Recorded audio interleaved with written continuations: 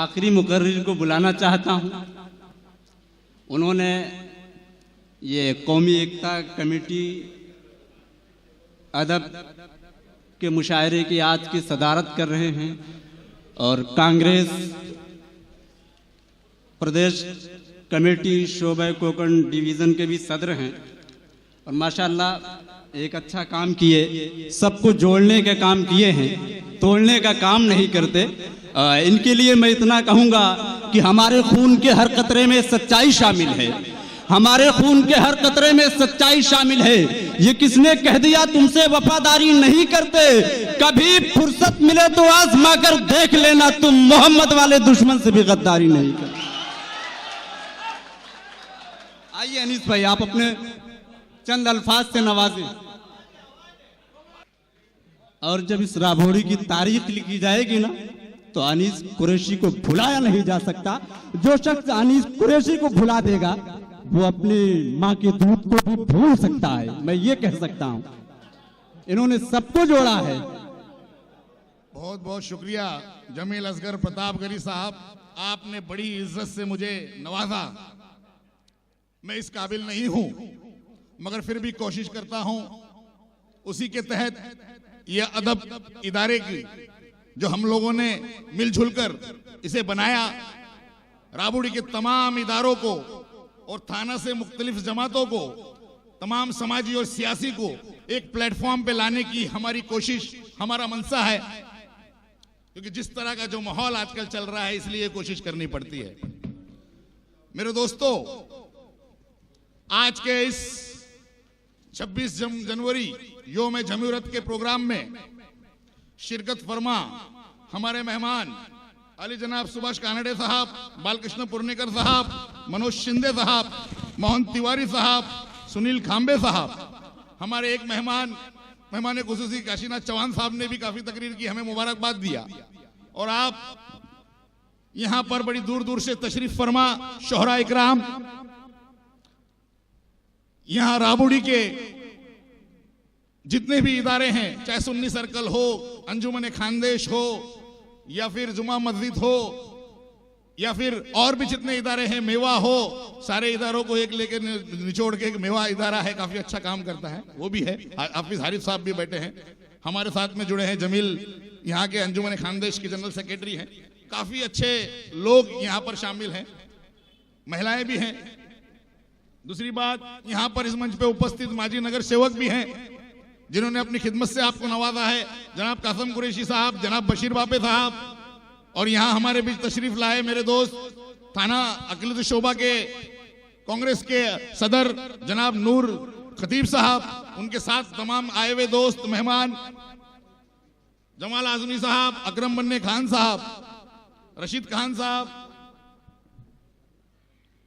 सालिम साहब और नईम खान साहब। मैं माजरत चाहूंगा क्योंकि कई नाम जो है जहन से मेरे निकल जाएंगे, लेकिन फिर भी ये आखिरी मेरी तकरीर है। मेरा मकसद मैं आपको बताना चाहूंगा, आज सिर्फ यौम जमहूरियत ये कोई सियासी प्रोग्राम नहीं है। बाबू चौकसे साहब, पप्पू अटवाल साहब, आलम बाबा साहब, जुनेद भाई, जितने भी लोग हैं, मैं माजरत चाहता हूं मैं किसी का नाम नहीं ले सका तो मैं अपनी बात, आज यौम जमहूरियत का प्रोग्राम है, 26 जनवरी है, उसकी अहमियत क्या है, मैं एक 4 मिसरे से उसकी शुरुआत करता हूं। वतन का अपने बहुत एहतराम करते हैं, वतन का अपने बहुत एहतराम करते हैं, अलम तिरंगा है दिल से सलाम करते हैं। वतन का अपने बहुत एहतराम करते हैं, अलम तिरंगा है दिल से सलाम करते हैं, हम अपनी जान भी इसके लिए लुटा देंगे, ये जिंदगी भी वतन के ही नाम करते हैं। 26 जनवरी इस ताल्लुक से आज प्रोग्राम रखा गया। मैं 26 जनवरी की जो खास इसकी विशेषताएं हैं वो आपको बताना चाहता हूं। यौम जमहूरियत की विशेषताएं, 26 जनवरी की संकल्पना 1929 में लाहौर सत्र के दौरान, जिसकी अध्यक्षता स्वर्गीय पंडित जवाहरलाल नेहरू साहब कर रहे थे, तमाम दल के क्रांतिकारी, तमाम दल के एक प्लेटफॉर्म पर आकर उन्होंने पूर्ण स्वराज का सपना देखा। कि भारत को हम पूर्ण स्वराज कैसे करें, कैसे आजादी दिलाएं, और वो सपना अपनी जानों की बलि तक के देना पड़ी उन्हें। शहादत कहियो की शहादत हो गई, और तब जाके ये आजादी हमें मिली। इतनी आसान नहीं थी। हमारे कई उलमाओं ने इसके लिए कुर्बानी दी, कई क्रांतिकारियों ने इसके लिए कुर्बानी दी, और आज हमें यहां यह आजादी मिली। वैसे तो देश 1947 को आजाद हो गया, मगर असली आजादी जो है, जिसे हम पूर्ण स्वराज कहते हैं, वो 26 जनवरी 1950 में हमें मिली। मैं उस 1950 को महत्व इसलिए देता हूं कि इस दिन 3 साल कड़ी मेहनत के बाद, चर्चा के बाद, बहस के बाद एक संविधान को अमल में लाया गया। भारत रत्न स्वर्गीय डॉक्टर बाबा साहेब अंबेडकर जी के नेतृत्व में उनकी समिति ने बड़ी मेहनत से एक संविधान बनाया, जो कश्मीर से लेकर कन्याकुमारी तक हिंदुस्तान में रहने वाले हर एक बाशिंदे, चाहे वो किसी भी मजहब का हो, किसी भी समाज का हो, किसी भी धर्म का हो, किसी भी जाति का हो, उन सबके लिए बनाया। सर्वधर्म समभाव, सबको एक समान का दर्जा, ये देश सबका है। ये ऐसा माहौल हमें दिया जिसे हम जमहूरियत कहते हैं। आजादी सिर्फ अंग्रेजों से नहीं मिली। लोग कहते हैं कि अंग्रेजों से हमें गुलामी से आजादी मिल गई। ये बात, आजादी अंग्रेजों की नहीं है। अरे हमें आजादी मिली साहूकारों से, हमें आजादी मिली पेशवाओं से, हमें आजादी मिली निजामों से, हमें आजादी मिली रजवाड़ों से। जितने भी ये हिंदुस्तान के अंदर जाति भेदभाव, ये सारी चीजें करते थे और अपनी हुकूमतें चलाते थे, तानाशाही करते थे, उन सब से भारत मुक्त हुआ 26 जनवरी को। हमें अधिकार मिला कि हम अपना राजा चुन सके, क्योंकि हर भारत का आदमी वो खुद राजा हो गया। उन्हें वोट का अधिकार मिला ताकि हम अपनी हुकूमत चुन सके, हम अपने रहनुमा चुन सके। ये इसका असली मकसद है यौम जमहूरियत का। वो अलग बात है कि कभी कभी फंडामेंटल सोच रखने वाले लोग, जातिवादी सोच रखने वाले लोग इस लोकतंत्र का बेजा इस्तेमाल कर कर अनाप शनाप बकते भी हैं। आपने देखा होगा कि जब से ये फिरका परस्ती ताकतें वजूद में आती है, तो ये फंडामेंटल सोच रखने वाले लोग कुछ भी बेजा बातें करते हैं ताकि इस देश का माहौल कैसे खराब करें। देखा होगा आपने, जब जब ये हुकूमतें आती है, ये देश का माहौल खराब ही करने में तुली हुई रहती है। मगर जिस तरह अंग्रेजों से हमारे बुजुर्गों ने लड़ा मिलजुल कर, अगर हम मिलजुल कर सारी कौमें एक साथ में अगर हम इनका मुकाबला करें, तो ये जो सोच रखते हैं ये निस्तनाबूद हो जाएंगे।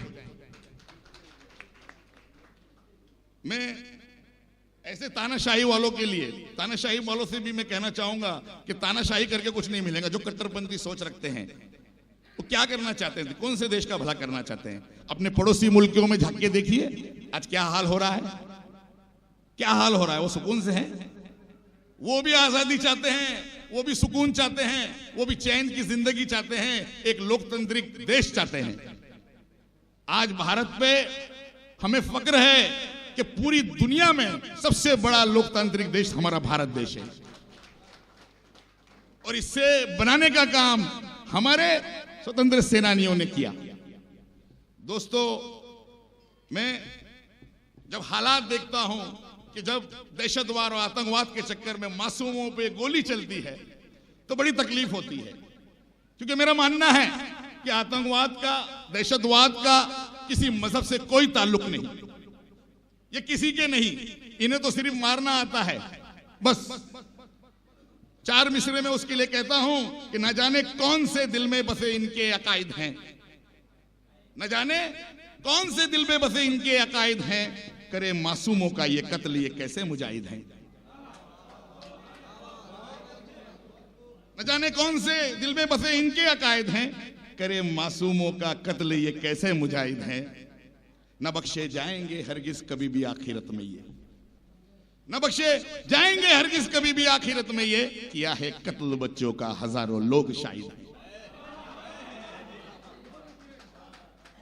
मेरे दोस्तों, तो ये ऐसे लोग हैं जो सिर्फ नफरत की खेती करना जानते हैं, समाज को बांटना जानते हैं, लोगों को गुमराह करना जानते हैं। हमारे देश में भी यही हो रहा है। ताज्जुब होता है मुझे। फिर वही चार मिसरे मेरे ज़हन में जब आते हैं तो मैं ये कहता हूं कि अमनो अमान ये सब मिलकर मिटा रहे हैं।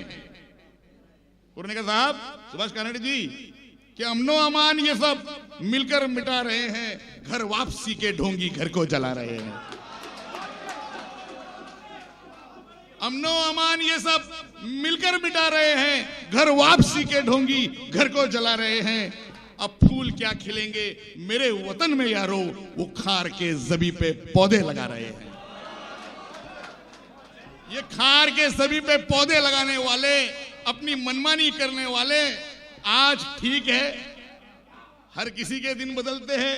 तुम्हें भी लोगों ने आजमाया, अब तुम्हारे भी दिन बदलेंगे, है ना। लोगों को सपने दिखाए, बड़े बड़े सपने। हमारे सुनील खांबे साहब ने बड़ी अच्छी बात कही कि किसी ने कहा कि ताजमहल ले जाएंगे या वो ले जाएंगे, अरे कहाँ ले जाएंगे भाई। ये तो सिर्फ इतिहास ही मिटाने का हमारा काम कर रहे हैं। अभी मैंने सुना पिछले दिनों औरंगजेब का रहमतुल्लाह अलैह का नाम जो है वहां दिल्ली की सड़कों से हटा दिया, किसी दूसरे का नाम दे दिया। तो यही साजिशें चलती है। मगर मैं उनसे कहता हूं कि इतिहास के पन्ने छुपाओगे कैसे, इतिहास के पन्ने छुपाओगे कैसे, तुम तारीख हमारी मिटाओगे कैसे। जिस लाल किले पे लहरता है परचम, वजूद है हमारा, झुटलाओगे कैसे।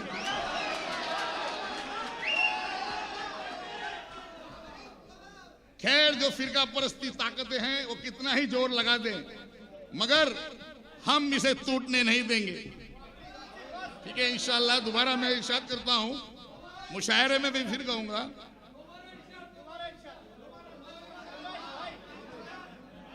इतिहास के पन्ने छुपाओगे कैसे, तुम तारीख हमारी मिटाओगे कैसे। जिस लाल किले पे लहरता है परचम, वजूद है हमारा, झुटलाओगे कैसे।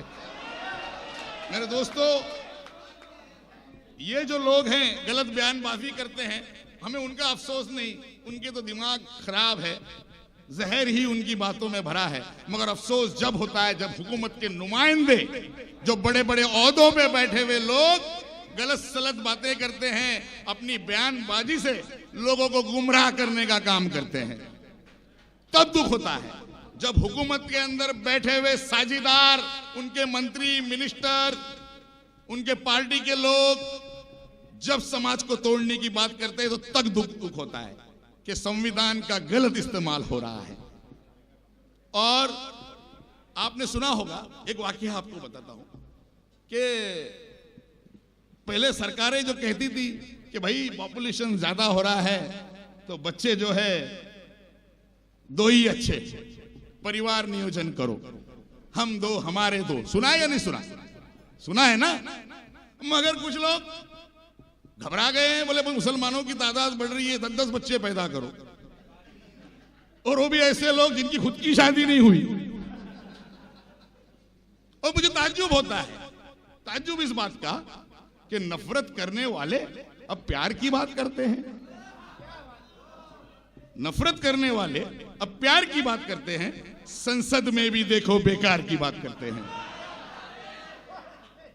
कहते हैं लोगों से तादाद बढ़ाओ, कुव्वत नहीं, 1 की 4 की बात करते हैं। तो मेरे दोस्तों, ये जो लोग हैं, ये सारी चीजें हैं। अभी हम इन सब चीजों से लड़ना है। मगर हमें गर्व है कि हमारे देश में आज एजुकेशन का, टेक्नोलॉजी का ग्राफ बढ़ रहा है। मैं नौजवानों से अपील करूंगा कि पढ़ाई लिखाई में ध्यान दीजिए, अपने एजुकेशन पे ध्यान दीजिए। खास करके माइनॉरिटी समाज, दलित समाज, इन्होंने एजुकेशन में ध्यान देना चाहिए, अपना भविष्य के बारे में सोचना चाहिए। एक 4 मिसरे में नौजवानों को सपुर्द करना चाहता हूं कि पढ़ लिख के इस जहां में इमाम बनोगे, पढ़ लिख के इस जहां में इमाम बनोगे, अनपढ़ जो रह गए तो गुलाम बनोगे। बेकार नहीं जाएंगी ये डिग्रियां तेरी, एक रोज तुम ही देखना कलाम बनोगे। तो मैं नौजवानों से गुजारिश करता हूं कि अच्छी तालीम ले, अच्छी सोबतों में बैठे। आज जिस तरह का माहौल खास करके माइनॉरिटी इलाकों का है, बड़ा दुख होता है, बड़ा अफसोस होता है। जिस तरह का माहौल बना के रखा है, कहीं नशे में लिप्त हो रहे हैं नौजवान, कहीं बेउर्मती कर रहे हैं, बुजुर्गों की कदर नहीं करते, बड़ा अफसोस होता है। आज जिस मुकाम पे मैं हूं, अल्हम्दुलिल्लाह कि सियासी प्रोग्राम तो नहीं, और मुझे यहां सियासत करने की जरूरत भी नहीं। राबड़ी मेरा घर है भाई, यहां मैं सियासत करता ही नहीं। मैं अपनी सियासत की गठरी जो वहीं बाहर ही छोड़ के आता हूं। कभी राबड़ी में मैंने सियासत नहीं की। जो भी मेरे यहां पर बड़े बुजुर्ग हैं, उन्हें हमेशा अदब से पेश आया। कभी मैं घमंड में, अना के सागर में नहीं डूब गया कि मुझे ये पद है और मैं घमंड करूं। अल्लाह माफ करे। मैं तमाम बुजुर्गों की इज्जत करता हूं और उनके मशवरे से मैं आज यहां तक पहुंचा हूं। मैं नौजवानों से गुजारिश करूंगा कि अपने बुजुर्गों को सुने, अपने माँ बाप की, वालिदैन की, वालिद की खिदमत करें। वो तुम्हारी अच्छी तरबियत के लिए बोलते हैं। अगर तुम्हारे पड़ोसी भी कोई बुजुर्ग है और तुम्हें समझाता है तो अच्छी नसीहत देता है, ताकि तुम्हारा फ्यूचर जो है सुधार सको। हमारे बुजुर्गों का आप किरदार देखिए, मोहब्बत और अमन के पैगाम से आज सारे दुनिया में, सारे आलम में आज करोड़ों मुसलमान जो पूरे दुनिया में छाए हैं, तो ये मोहब्बत के पैगाम से और बुजुर्गाने दिन शाना बरशाना जो चलते आई है, क्योंकि हिंदुस्तान देश ही ऋषि और मुनियों का है। तो इसीलिए मैं नौजवानों से कहूंगा कि आप ये चीजों पे ध्यान दीजिए। दूसरी बात, मैं अपनी बात एक शेर के साथ मैं अपनी बात, चार मिसरे के साथ मैं अपनी बात खत्म करता हूं, क्योंकि काफी लंबा आप लोगों को मुशायरा सुनना है और इंशाल्लाह अच्छे अच्छे अशार भी मैं मुशायरे में सुनाऊंगा, गजल भी पढ़ूंगा। आपके लिए बैठा ही हूं मैं। बस एक चार, क्योंकि हमारे मेहमानों को भी जाना है, मैं 4 लाइन के साथ अपनी बात खत्म करता हूं कि हिंदू की तरह और न मुसलमान की तरह, हिंदू की तरह और न मुसलमान की तरह रहना है अपने मुल्क में इंसान की तरह। उठो है अभी वक्त, तुम बेदार हो जाओ, छा जाओ अब फजाओं में तूफान की तरह। शुक्रिया दोस्तों।